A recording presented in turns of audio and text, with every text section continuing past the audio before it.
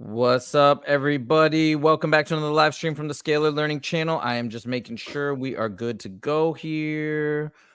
Are people seeing us? Is it the same issue as last? Gosh darn it. Come on, But bro. I'm seeing in the chat, Jose, I'm seeing Cole. I'm seeing Cole.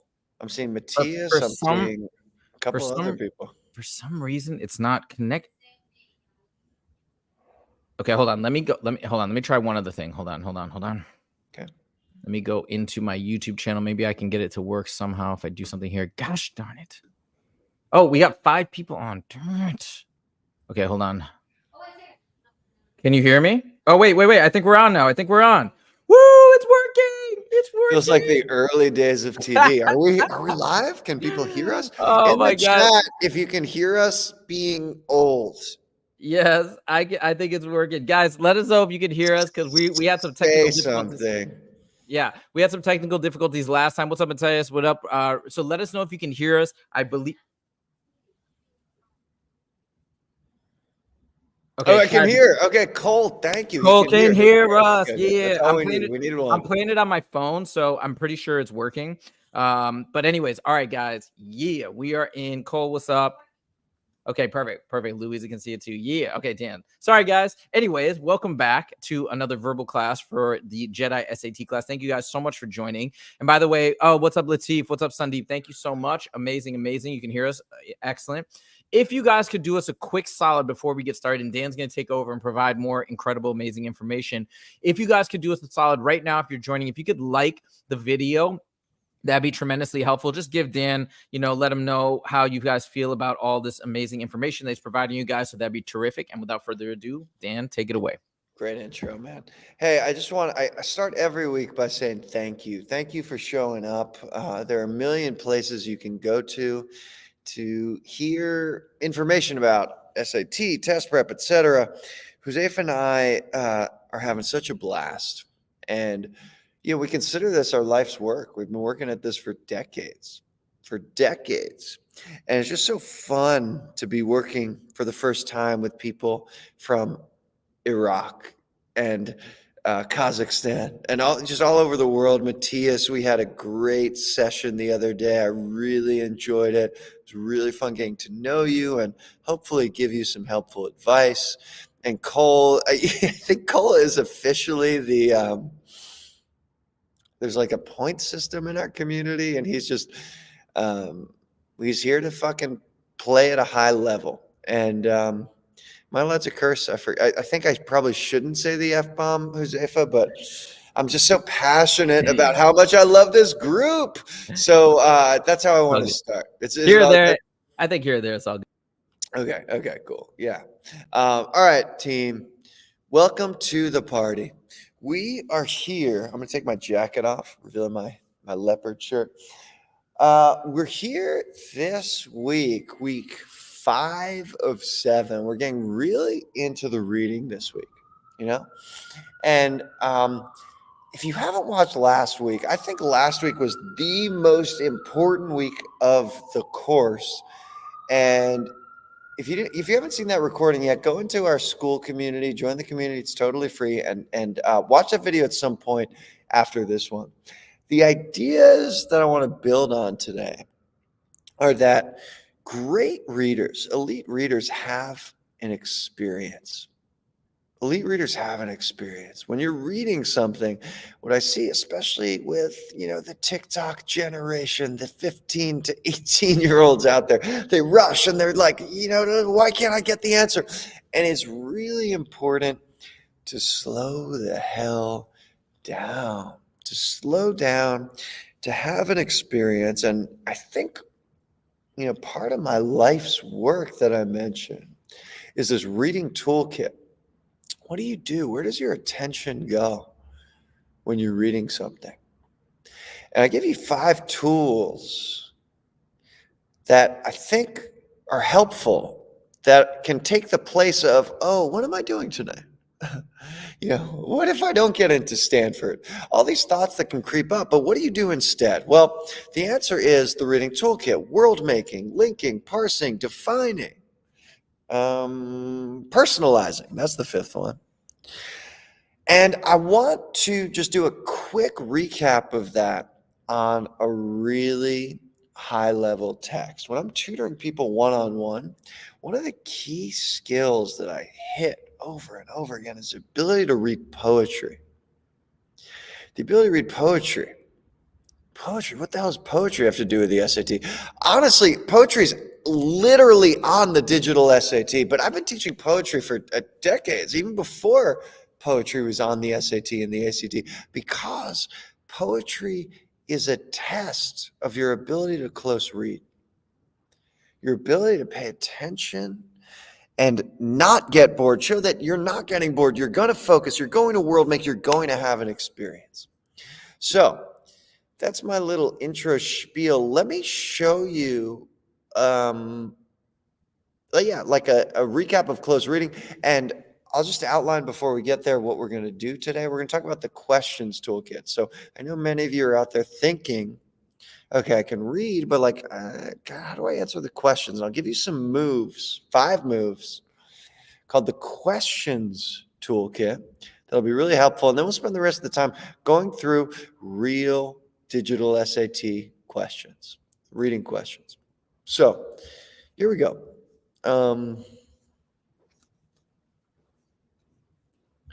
Where do I want to start? Let's go to what I've been calling the most famous poem in the English language. I think, prove me wrong. I think it is the most famous poem in the English language. It's called The Road Not Taken. Actually, you know what? Here, I'll show you that. I'm going to share my screen. Check it out. Two Roads to Virgin Yellow. I'm actually just remembering that we kind of did some of this last week. So I'm going to pull up what might be the second most famous poem in the English language. I've been doing this in tutoring sessions this week. It's been really fun. And this, I don't know. There's no official ranking. If you want to look one up, let me know. What I'd like to share with you and use to demonstrate the reading toolkit is this sonnet from Shakespeare, which is called Sonnet 18. Shall I compare thee to a summer's day? Shall I compare thee to a summer's day? I've been teaching this week and really getting to some amazing spots using the 5 tools of the reading toolkit. And I want you to look at this. This is the whole thing. This is the whole thing. I'm trying to zoom out so you can see it all. There it is, the whole thing. I don't know, what is it, like 16, 18 lines. And I'm going to give you a minute to read this. This is really hard, guys. It's harder than most SAT questions. But, there is some Shakespeare on the SAT. So I'd say that, like, there's a chance this actually pops up on the SAT at some point. I'm going to give you a minute or two. I'm going to stop talking. I'm going to ask you to read this using the 5 moves of the toolkit. Can you world make? Can you personalize? Can you define? Can you link? Can you parse? Can you do all those things on this really complex text that people who know way more about literature than I do say is one of the greatest in the English language? So take a minute, see if you can do those things, and then we'll talk.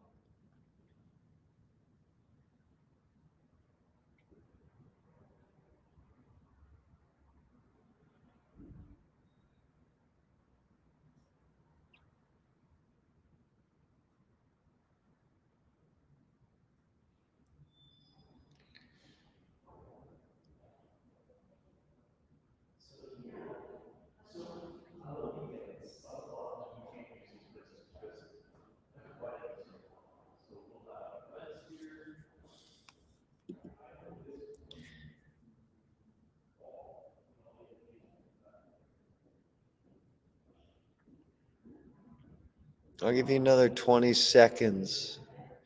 And if you haven't gotten anything, you're like, what the hell is this? Can you world make? Can you create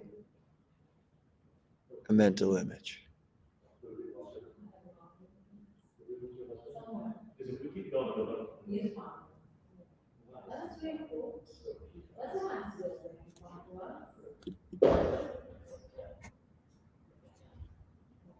Okay. And I'll just share some of, I'm not going to do this whole poem, that's it's a whole separate thing. But let's look at the first couple sentences and I'll just take you through my mind as I'm reading this sonnet. Shall I compare thee to a summer's day? Define, what does thee mean? Thee? That's an old school way of talking. What does thee mean? Drop it in the chat. Thee? If I said thee nowadays, people would laugh me off the streets. Thee just means you. It's an old fashioned way of saying you. Shall I compare you to a summer's day? I'm visualizing Shakespeare at a table with a woman, like flirting with a student earlier this week. I asked her to personalize, and she visualized Shakespeare flirting with Taylor Swift. He was like, he was kind of hitting on Taylor Swift. Shall I compare thee to a summer's day?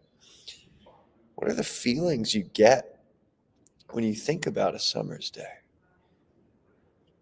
Warm, comfortable, safe.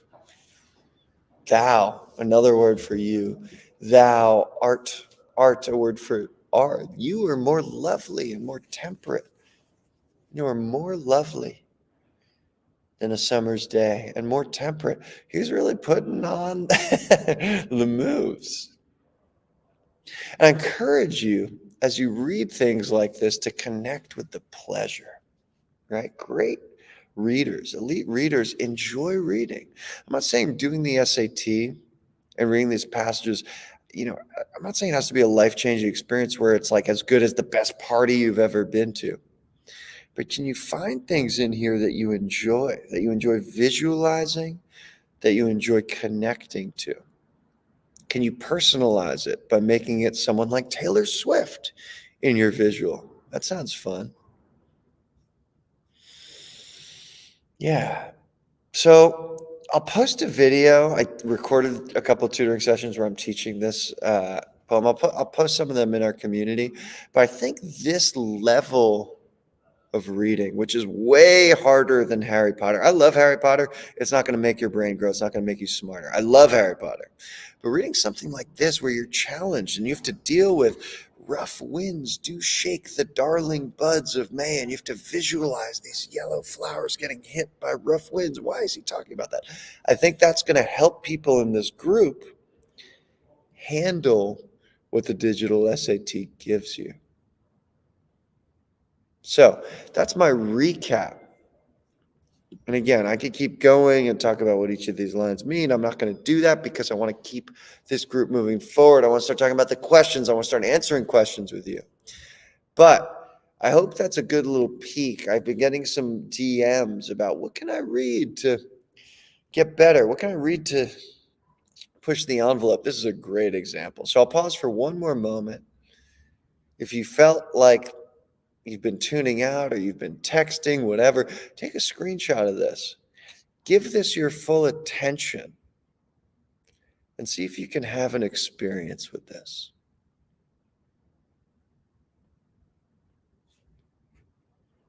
All right, cool. I'm going to check the questions, comments, concerns.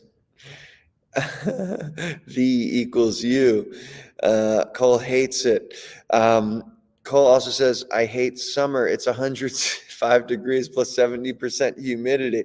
Yeah, I think Shakespeare would agree to you. The vibe of this poem, guys, is like he's saying, I'm envisioning it being a woman. It could be, I don't know who it is, but I'm envisioning it being Taylor Swift. And he's saying, summer's kind of shitty. Summer's not that good. Rough winds shake it. Summer's too short. Sometimes the sun is too hot. And sometimes it's cloudy. My favorite line, but thy eternal summer should not fade. But you have this light inside you and it never goes away. Okay, I can nerd out about this poem forever. I am going to move us forward to something you have not seen before. And it is the Questions Toolkit. So how do you deal once you get to the questions? I'm going to give you some moves that I just think are good moves to make. I don't often like saying, this is the way to do it, but TLDR, this is kind of the way to do it. When you get to the questions, what are 5 moves that are going to help you? I'm going to explain all of these again. This is the culmination of a lot of work, a lot of thought, a lot of observation. And this is kind of the money slide of the day, folks, before we put it into practice. What are the things you should be doing on the questions? And the first thing is you should predict. Literally cover the answer choices. If you're new to this test, put your hand over the answer choices. Don't look to that. Look at them. Write your prediction in 1 to 8 words. On the digital SAT, if you request it, little known hack, if you request it, you get scrap paper. You can say, can I have some scrap paper? They will say yes, and you can write down whatever you want on the math section, on the verbal section. You should predict the answer. So we'll look at some questions in a second. Before you look at the choices, after you've read the text, write down what you think the answer is. Pretend like it's not a multiple choice test. This is a tremendous hack. It takes a lot of self-discipline to do it. Highly recommend. Okay, next up, it's called yes, no, maybe. What the hell is yes, no, maybe? You make a decision on each answer choice one by one. You decide yes, no, maybe. You can even throw in a maybe plus or a maybe minus. But what you don't do is look at all the answer choices and choose the best one. Don't do that. It's tricky. You'll fall into a trap. Read answer choice A, say yes, no, or maybe. You might have noticed if you've watched previous classes or if you've watched my walkthrough of SAT Test 6, which is on the Scalar Learning channel, you might have noticed this is how I've trained my brain to do it. I make a decision after every answer choice.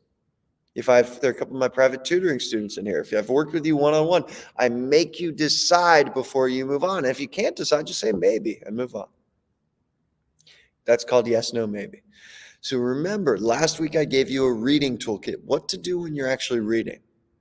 This is what to do when you're dealing with the questions. These are the 5 moves. Learn. I used to call this skip and come back, but I spent about a decade getting my PhD in cognitive science, studying this phenomenon of the mind. This, of all the moves on here, is the one I'm the biggest expert on. It's the one I care about the most. Also, my last name's Lerman, so I named it after myself. Please deal with it. When you get stuck, if you're unsure about something, this happened to me a couple times on these live streams. I don't see the answer, and there's no ego in my game. I'm not worried. I'm not nervous that I'm like stupid or anything like that. When I get stuck, I leave enthusiastically and I return momentarily. So if I'm down to the 2 best answers, I'm like, oh, it's A or B. I don't flip a coin and say B. I don't go with my gut. I say, oh, it's A or B. Great work. I'm going to leave and I'm going to come back in a few moments. If you want, on Google Scholar, scholar.google.com, you can look up my dissertation. It's over 100 pages. I'm writing on this phenomenon, how your brain works on problems in the background while you do other stuff. It's kind of cool. It's really cool. I love it. I'm really passionate about it. I highly recommend doing it. It's really hard to do, especially for the type A people that have signed up for this course, type A people I tutor. It's hard to say, I don't know the answer right now. Let me come back in a bit. I highly recommend training yourself to do that. EWM, we're going to talk about this a lot today. I love this move, another acronym. Hey, Dan, real quick question. Can I post? I found Yeah. your LinkedIn PhD post. Is that, you Yeah. want me to post that? Hell yeah, dude. No one's ever asked me that before. Probably 7 people on the planet have read my PhD thesis. So yeah, drop it in there. I also love, like, I think this applies to, I know like you guys are all about the SAT right now, but any artists in the room, any people trying to do creative work, I think this is a good move. Like if you're trying to write a comedy sketch and you can't figure out how to end it, I love the idea of like leaving for a little bit, relaxing, go to sleep, go take a walk, and you come back and you somehow figure out how to end it. I actually heard about it from someone named John. You can read about it in the link. I'm not going to, I could talk for the next 40 minutes about this phenomenon of the mind. The idea is called cognitive incubation. I'm obsessed with it. I think it's so cool. But I'm not gonna nerd out. It's like one of many tools that I think will help you guys. Okay, so EWM stands for every word matters. Oftentimes, guys, you probably know the feeling of being at the top two answers, right? Like A and B, they both look really good. This tool is the tool that helps you determine which one's right. And if there's the short of it is, if there's one wrong word in an answer choice, the whole answer is wrong. And I'll show you my thought process through that today. But EWM, powerful tool, pick the wrong word to eliminate answers rather than picking the answer that you like most. So I love this move. I'll show it to you in a bit. And QPR, there's a lot of acronyms here, aren't there? QPR, not only a kind of mid-level English football team, the Queen's Park Rangers, but it's also a three-step process to deal with a lot of detailed questions. So first, find what's important in the question, then find the proof, and then rephrase the proof. So that's the move. It's called QPR. And again, this is general. We'll go into specifics in kind of the second half of today's class. So this is the money slide. Take a screenshot, write these down. This is just good stuff. I don't know what else to say about that. All right, I'll pause for a sec. I'll check any comments in the chat. Yeah, cheerio. I love that. I'll learn for college essays. Cheerio. First of all, I love hearing you use that as a verb. To learn. The name of my thesis is to learn or not to learn. College essays are like emotionally heavy. You've got to write about your life as a 17-year-old. And if you try and do that, in an hour, you're going to get stuck. You're going to get frustrated. But if you come to it, you write a couple lines, you leave, you come back later, I think it'll be easier for you. So cheerio. I don't know if you're just saying that to please me, but I highly recommend this for any creative work. You're building an essay, you're building a business. I love it. Need to learn how to write an article on Google Scholar. Yeah, how did I do it? 07. I think I had to pay like $49.95 through Columbia. I think there was a payment involved, and then it was on there the next day. So it was simpler than I thought. Okay, good. And yes, these videos are up on the channel. You can come back to them whenever. Yeah. I think that's all I wanted to say about that. All right. So I think that's all I have to say about the Questions Toolkit. Let's dive in. I have a bunch of slides of actual questions from the digital SAT. Let me pull those up now. Okay. And so passage from main idea questions. Let's start there. Last week, we started talking about main idea questions. And I think this is a good starting point. These are kind of the vanilla, most basic reading questions on the test. And we'll go a little further today. If I think we'll have time, we'll go past main idea questions into certain other types of questions. We won't cover all of them. We won't get to like the sciencey questions today. That's going to be next week. But we'll go through a bunch of these and hopefully you'll start to feel a flow. I love these questions. Okay, so let me just take you through my process. So Blue Book Test 1, if you're part of this community and you're keeping up with the schedule, you did this a couple of weeks ago. So if you've seen this before, great. If you haven't, also great. I'll remind you, the first thing I recommend doing, folks, is looking at the question itself to see what type it is. So I'm doing this question, which choice best states the main purpose of this text? And you'll see all of these questions. There's a bunch of them. I don't know if we'll do all of them or just some. I'll kind of feel the room. Main purpose, main purpose, main purpose, main purpose, main idea, main idea, main purpose, main idea. One thing experts do, guys, in any domain, in math, verbal, one thing they do is they classify questions. If you're here for the first couple of weeks, I spent a lot of time working on the classification of grammar questions. Is this a comma question? Is it a verb question, etc.? And I want you to start. A lot of test takers just do the reading and they don't have like categories in mind. And this first category that I want to introduce you to today is the main purpose question. So we're going to deal with these and get really good at answering these. This is a main purpose question.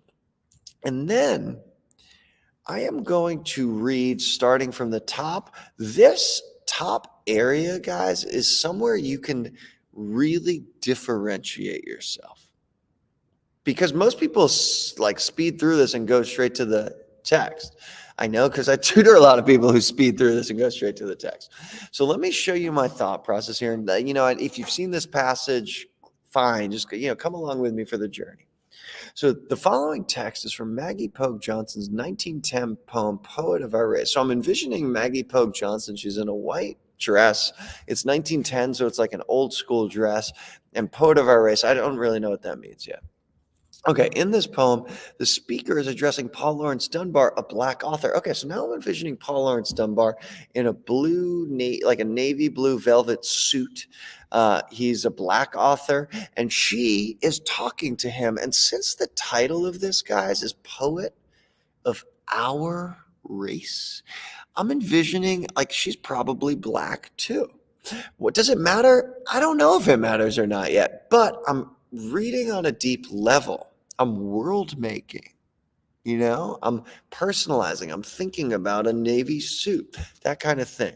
Okay, so I'm envisioning Maggie Pogue Johnson in her white dress saying, "Thou, with stroke of mighty pen, has told of joy and mirth." I got to be honest with you guys.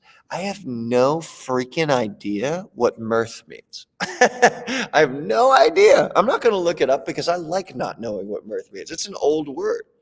But if you've got the Reading Toolkit, you're set. Right? Let's use the Reading Toolkit. We'll use defining thou. We know thou means you.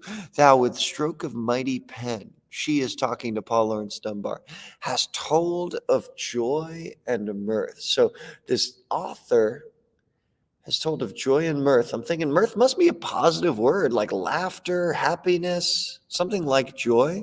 So I imagine this woman in a white dress saying, "You," she's bowing down. She says, "You have written about great, like happy tales, and read the hearts and souls of men as cradled from their birth." And I'm envisioning this man now in this blue, this blue suit, cradling a little baby, just cradling him. How sweet is that? The language of the flowers. Thou hast read them all. Oh, that's interesting. Now we're talking about flowers. I'm envisioning sunflowers. And this author in the blue navy suit petting, he's like stroking a sunflower and writing about it. And I guess that means even, and even the little brook responded to thy call. I know brook means like a little stream, so I'm envisioning a little stream that this author in a blue suit is writing about. Okay, so what's the main idea of this? This woman is praising this author for telling great stories about people and nature.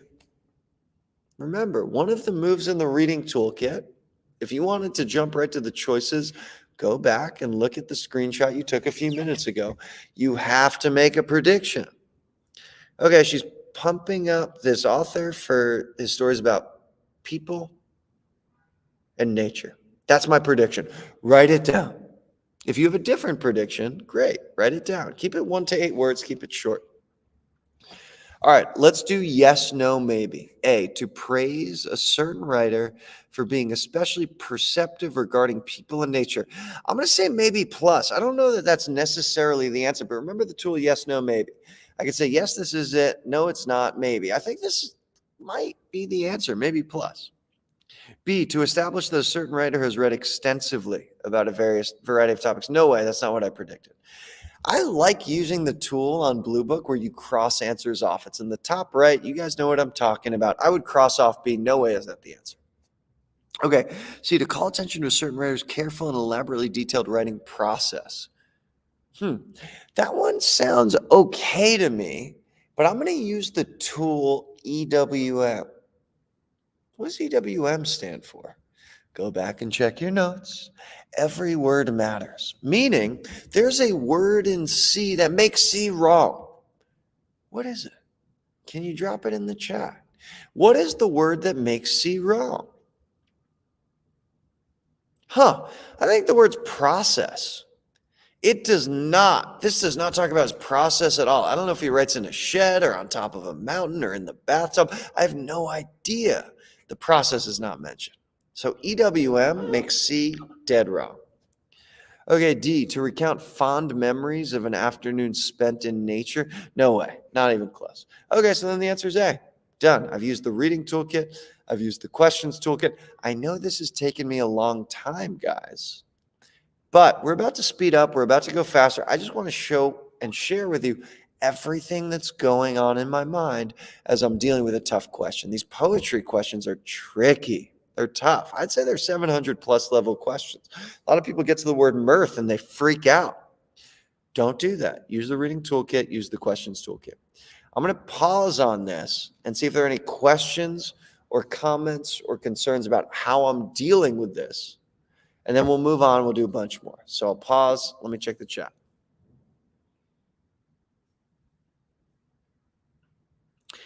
Yeah. Yeah. I casually went. Yeah. I got a PhD at Columbia. I thought it was a good experience. I like Columbia for the right kid. It's very academic. And I actually preferred my undergrad. My undergrad was at Duke. I thought Duke was a blast. It was so fun. If I had to do it all over again, I'd go back there. But grad school, Columbia's cool for grad school. Okay, Cole, great comment here. I sometimes make the mistake of seeing one word in the poem that matches a word in the answer choices. With this method, I won't do that. Hey, Cole, I feel like we should hire you as a teacher. Yeah, it's like, are we in an infomercial for my methods right now? Yeah, totally. Like, for now, Cole, slow down, right? Your brain, and like all of us do this, it's trying to like be efficient. It's trying to do the quickest thing. It's trying to make money or get good grades or whatever. Like, it's going quickly. And a lot of times people see a word and they match the word, like, okay, fine, I can keep moving on. And a lot of what I'm preaching here, and I think you're getting it, Cole, is slow down. Have an experience for now. Now, I know in the back of your mind, some of you are saying, there's no way I finish this test doing it Dan's way. And you're wrong. You're wrong. You will finish the test doing it my way. You need to practice it. You need to practice it so it becomes second nature, so this is the only way you read. Cool. Cole, thanks for the comment. I appreciate it. All right, let's get back and do a couple more.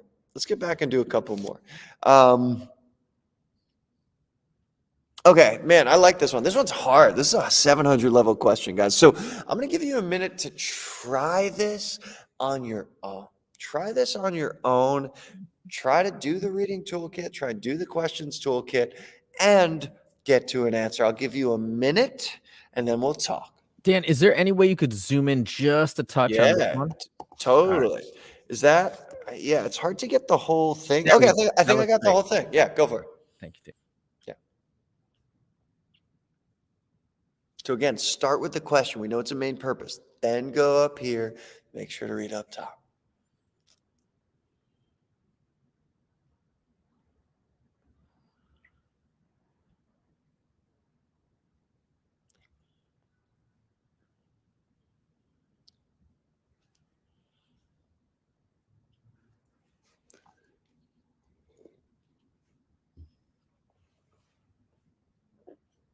"30 seconds. Get as far as you can."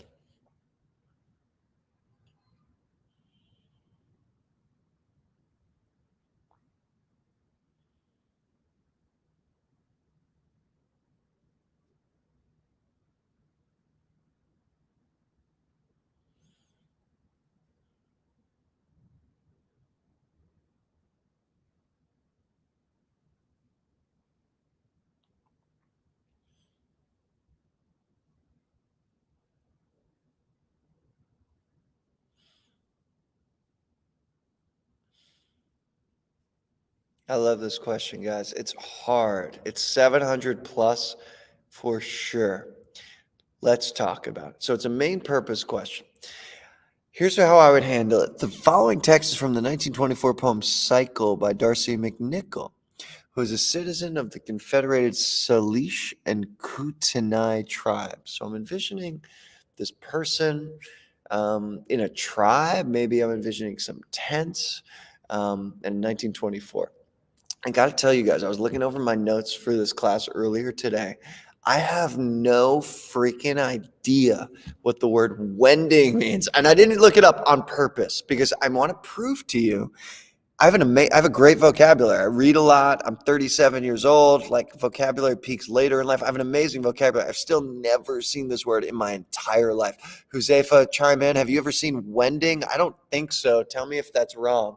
Never seen Doesn't it. doesn't matter, dude. Yeah. If you can stay relaxed. So, there shall be new roads wending. I don't know, like paved. There should be new roads that are laid down. That's my guess. If you want to look it up, go ahead, be my guest. I have no idea what it means. I'm going to keep going. A new beating of the drum.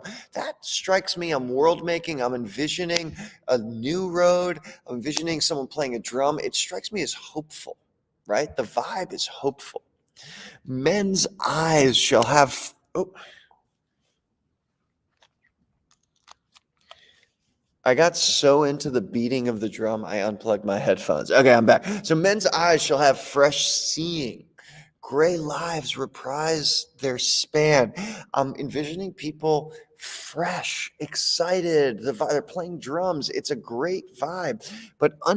So I see the word but, and this is part of linking, noticing this transition word. The word but says something, it's happy, everything's good. Something's about to change. Oh, I lost. Oh, sorry, my wife is FaceTiming me and I totally lost. Where am I? Okay, we're back. Let me decline my wife's FaceTime. I don't know why that pops up on my computer. That's a new one.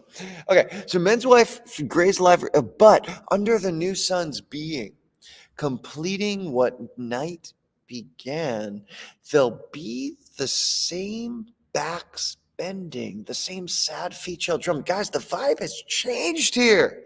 Can you feel it? Backs bending. I'm seeing men bending their backs and sad feet drumming, just pitter-pattering on the road. Wow, what a contrast. Okay, this is interesting. There's happy things, there's sad things. When this night finds its ending and day shall have come. So I'm noticing contrast here. I think the main purpose of this, what's your prediction? To talk about the ups and downs of being a human, to being a human in these tribes. There's hope. There's also drudgery. That's my prediction. Okay, let's go to the choices. Yes, no, maybe. To consider how the repetitiveness inherent in human life can be both rewarding and challenging. I'm going to say maybe for this. I like the rewarding. I like the challenging. Repetitiveness, maybe. I don't hate this. Maybe. B, to question whether activities completed at one time of day are more memorable than those completed at another time of day. EWM slays this answer, makes it go away. Are more memorable. It doesn't talk about what's more memorable, daytime or nighttime. Can't be B. Cross it off. C, to refute the idea that joy is a more commonly experienced emotion than sadness is. I like this answer. I like C. Because it's like there's sadness. I'm going to keep C around. And notice, by the way, guys, I haven't figured this out yet. I like A. I like C. I'm staying cool. I'm not freaking out. They're both around. I'll come back to them in a second. D, to demonstrate how the experiences of individuals relate to the experiences of their communities. No way, it's not about communities. Okay, cool. So what's the answer? A or C? I'm going to use this moment to demonstrate what I did when I first saw this question, which is I learned. I left excitedly saying, I did good work. I got to the two best answers. I don't know the answer yet. I'm going to return momentarily. So, I've put these slides together, guys. I know the answer, but I'm just modeling for you. It's okay if you don't see it right now. Give it some space. Go work on another problem. And I'm going to model that. We'll come back to this problem in a minute. We'll do one more problem. Can I go to the next slide? I seem stuck.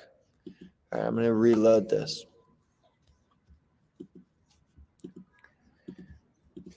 Let's see. Oh, it's because I was zoomed in. I forgot I was zoomed in.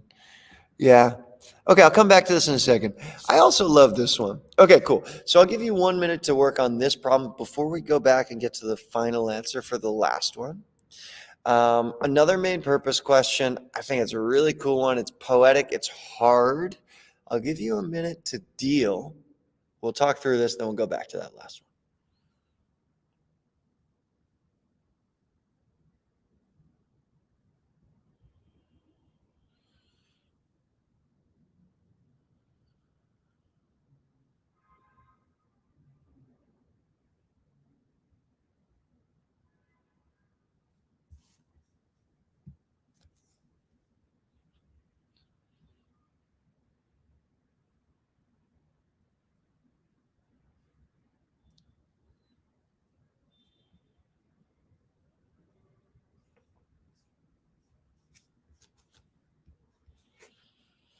Okay, you're probably halfway through this. Let me join you in the pursuit here. So main purpose, George Douglas, 22, benediction.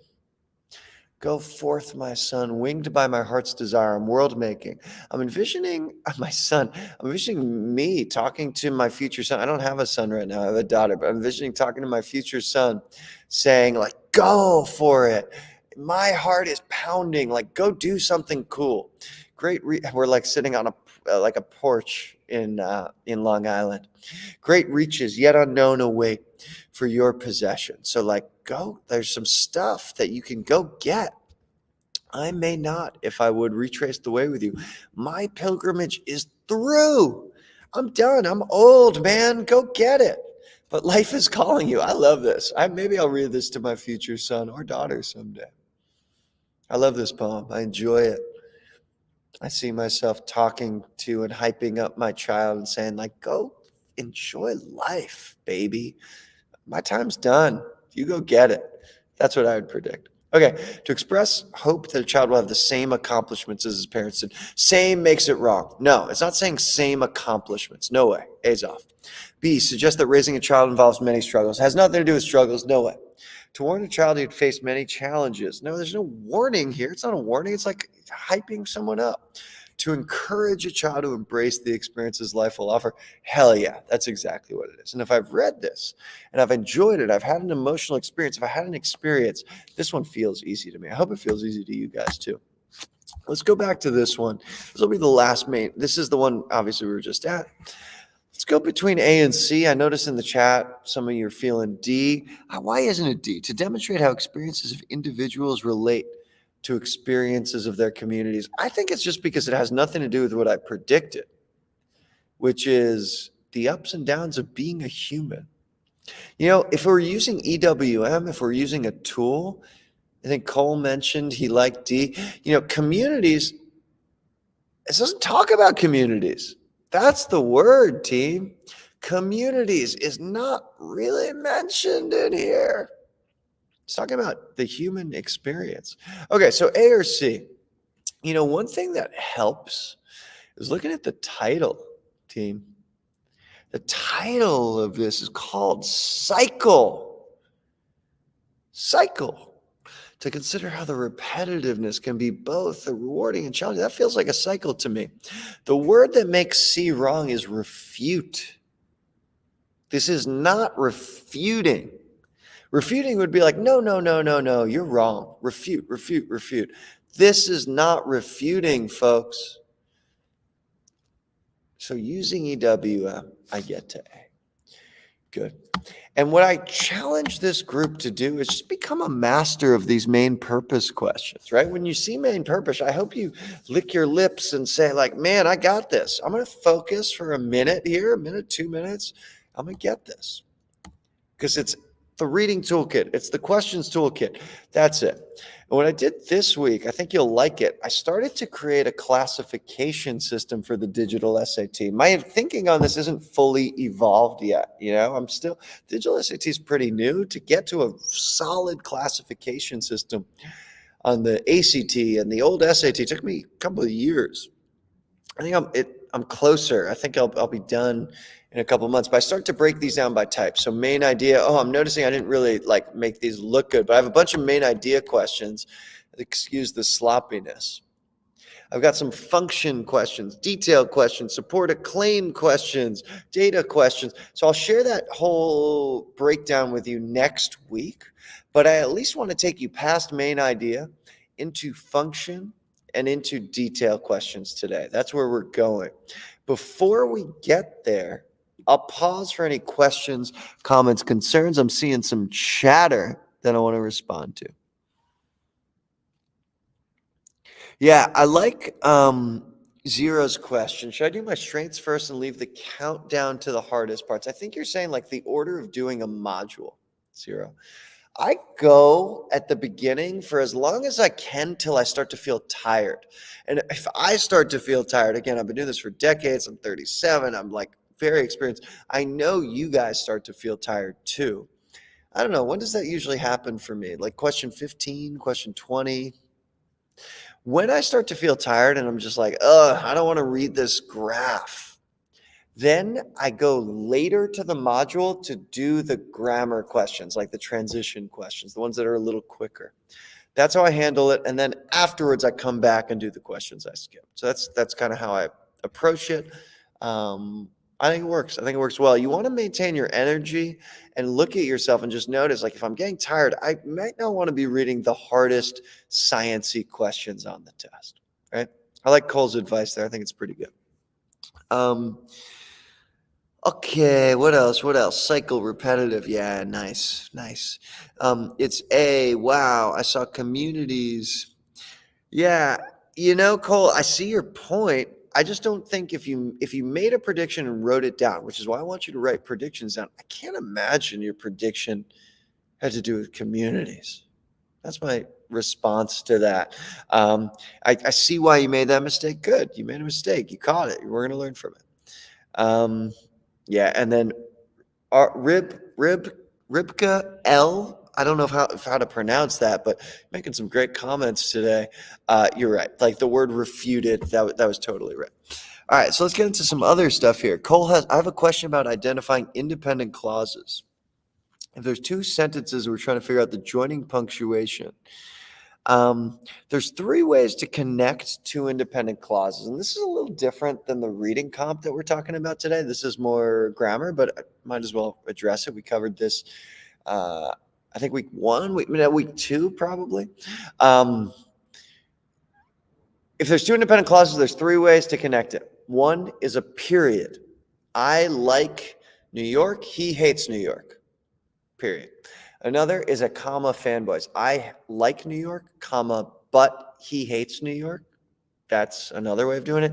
And the third is a semicolon. I like New York, semicolon, he hates New York. Check week 2 if that's not clear, Cole. If you just connect those with a comma, with no fanboys, nothing in between, that's called a comma splice. You can't do it. It's illegal. Cool. Okay, good. So I'm a little concerned about the newer and harder complete the sentence questions that they're replacing with easier questions. Yeah, we'll talk about that. I think maybe last week we'll look at the trends of the recent tests. Sounds like Cheerio is on the Reddit boards and seeing the latest tests. I like that point. I just don't want to get too sidetracked because I really want to hit reading today. But I think you're onto something. Please tune in. Not next week, but our last week, week 7, we'll hit that.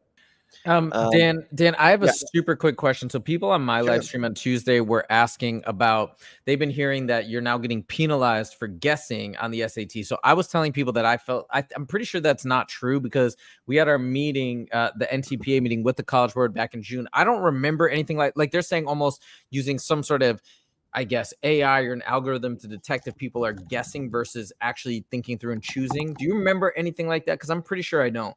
Never heard anything about it. Never heard anything about it. I'm Googling it right now because it sounds so ridiculous. I agree. I've never heard anything about that.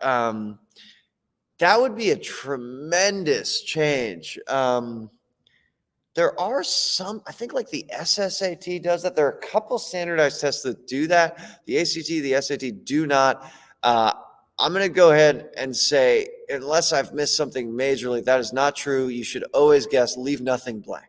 Okay, perfect. That's Yeah. what I thought. Just wanted to double check with you to just get a good answer for everybody. All right, thank you. Yeah, good call.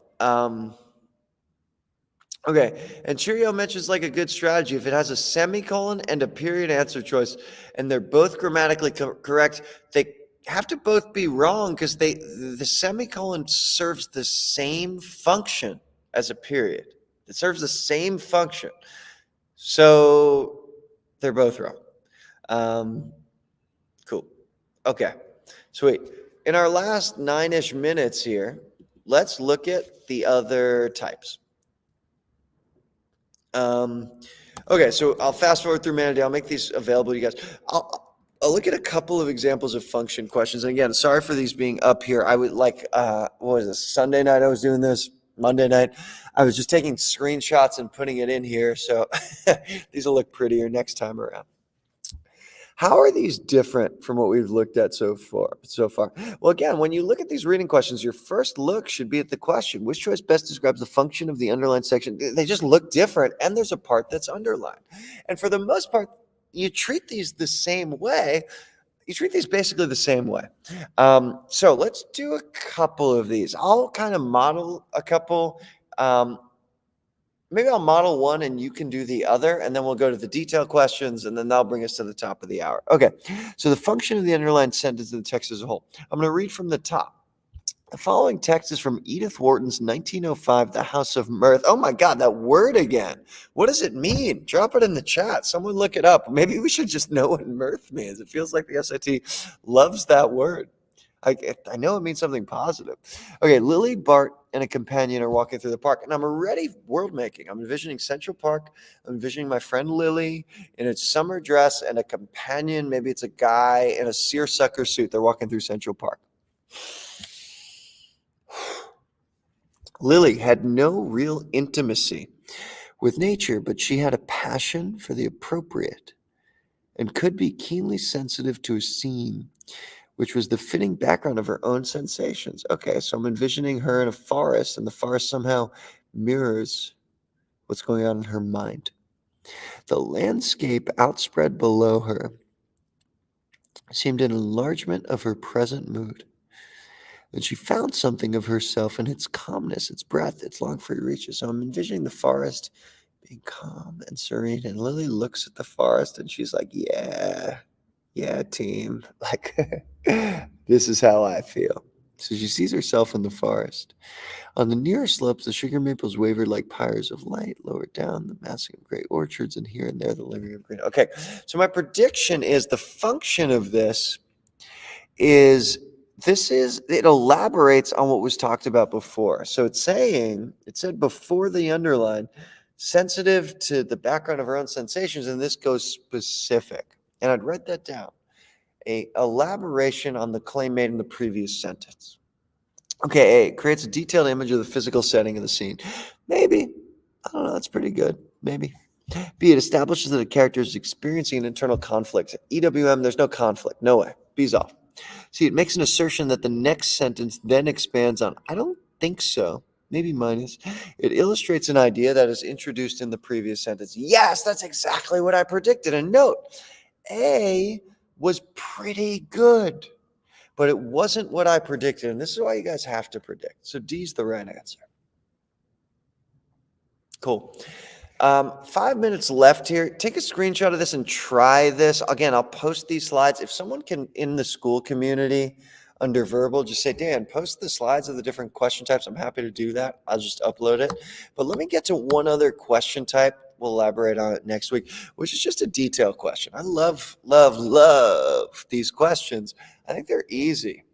I think it's just straight up QPR. Can you point to the proof? Okay, so I'll look at these. I'll do one, and then I'll wrap. and any questions you guys have. So according to the test, what is true about Mother? Following text is adapted from Edith Nesbit's 1906 novel, The Railway Children. Okay, I'm envisioning Edith writing a novel, The Railway Children. Mother did not spend all her time in paying dull visits to dull ladies and sitting dully at her home waiting for dull ladies to pay visits to her. I kind of like that. That's funny. Mother sounds like a go-getter. She sounds like she's in a tracksuit and she's wearing sneakers.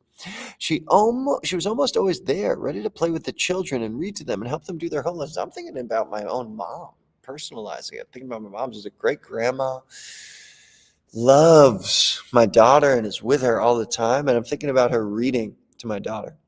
Besides this, she used to write stories for them. Them refers back to the kids while they were at school and read them aloud after tea. And she always made up funny pieces of poetry for their birthdays and other great occasions. I'm envisioning us at my daughter's second birthday party, and my mom is writing stories for my daughter. According to the text, what's true about Mother? I'll predict she's engaged and writes stories for the grandkids. Okay.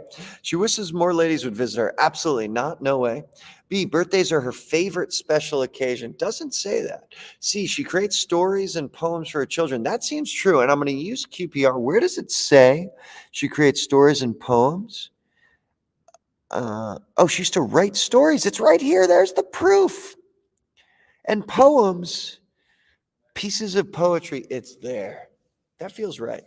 D, reading to children is her favorite activity. That seems close, but I don't know if it's her favorite. Maybe she likes tennis more. So C is the right answer here. And I hope you guys are getting the feeling it's all the same. I read deeply, I predict, I use the tools. No matter these first question types, this main idea, the function, the detail questions, it's all the same, guys. And I imagine most of you just need to be told, slow the hell down. Have an experience, make a prediction. And the stuff, we looked at some 700 plus level questions today, guys. I don't think it's that hard if you do those things.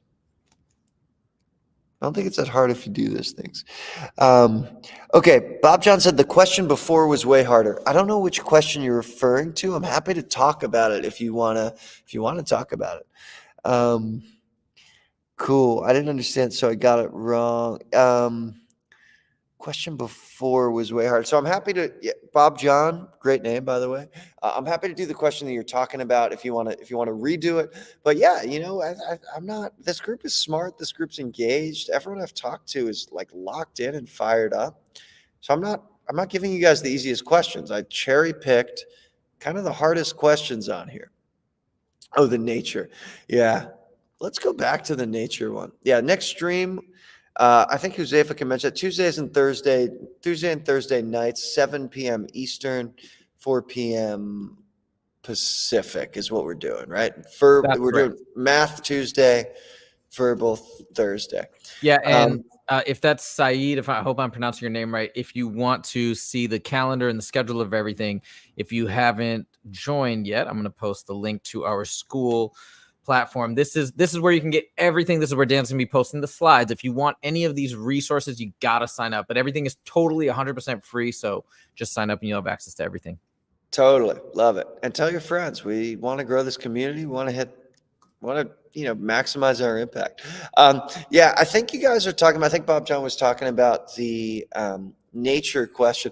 The tool that I would think about, if that question was hard for you, the tool I'd think about is defining. The words flowers and brook are in there. How can you read the words flowers and brook and not think about nature? Flowers is nature. A brook is nature. What you're probably doing, if you found that hard, is getting to words you might not know that well. I mean, brook's kind of a fancy word. Maybe you don't know that word. And you're ignoring it rather than guessing like, oh yeah, this guy must be talking about nature. So that's the tool. I'm always thinking about what tool are you underutilizing? Bob John, if you're stuck, what you're underutilizing a tool or several tools, that might be one you're underutilizing. So that's my tip for you. I'm seeing all the love in the chats, making me tear up. Thank you guys so much for the kind words. this is our life's work. We're good at what we do. We want to spread the word. We want to up level the intelligence of humanity here. So if this week you're talking to your friends and they are also taking the SAT and you want to throw them a bone, and there's no cost, guys. There's no hidden agenda right now. We're trying to broaden our reach. We're trying to go global. We're trying to spread the word and up level humanity. Please tell your friends, bring your buddies to the community. And that's kind of it. So I hope that was helpful. Let's see if there are any other questions I'll answer quickly before we call it. Extra practice test resources. Jose, I'll hand that to you. Yeah. So I think the best resource for extra practice tests, it's called the SAT Crash Course. I'm going to write it down in the chat so you can go to that link directly. Oh, by the way, if you join the school community, we got a code now for SAT Crash Course, so you can access one of their practice tests for free, and then the rest, if you want more, you can purchase them. But here it is, satcrashcourse.com. It's also in the description. The link is in the description below. Now, if you use the code SCALER, you'll get 20% off. But I'm gonna post the code. Remind me if it's not up there. I'm gonna post the code. I think it's J.E.D.I Master, if I remember correctly, all caps. But I'll post it. I'll post it in the community. You guys can check it out and get another free practice test. And I highly recommend them. Now, I do want to state up front, just to be clear, that I've partnered with them, and I do, I've made the video explanations for all the math questions. So let's say there's 66 per test, right? Including module 1, module 2, and then the lower difficulty module 2. So that's 66 times 10 is 660. So I've got video explanations up there for all 660 questions for practice 1 through 10. So you can take the test. Anything you don't understand or get wrong, you can watch me teach it to you personally. So that is the one that I think is the best out there. But I just want to let you guys know, hey, like, I have partnered with them. So that is what it is. Cool. Cole says you're going to buy the SAT Crash Course. Yeah, fair enough. Dan, that was amazing. Thank you so much. Sorry, Dan's buddy Scott is there that I was talking to earlier, and so I said that name accidentally. Dan, thank you so much. This was incredible. I actually learned a lot as well. I've met, you guys know me, right, as the math guy.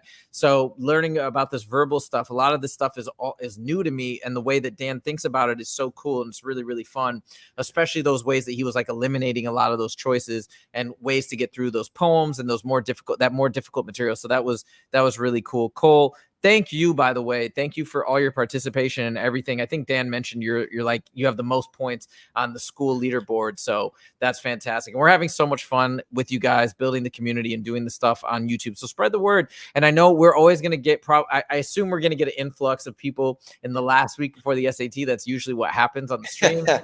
So hopefully you guys are ahead of the curve, studying all summer, and it's going to pay dividends. So anyways, thank you guys so much. Matthias says thank you. Thank you, Matthias.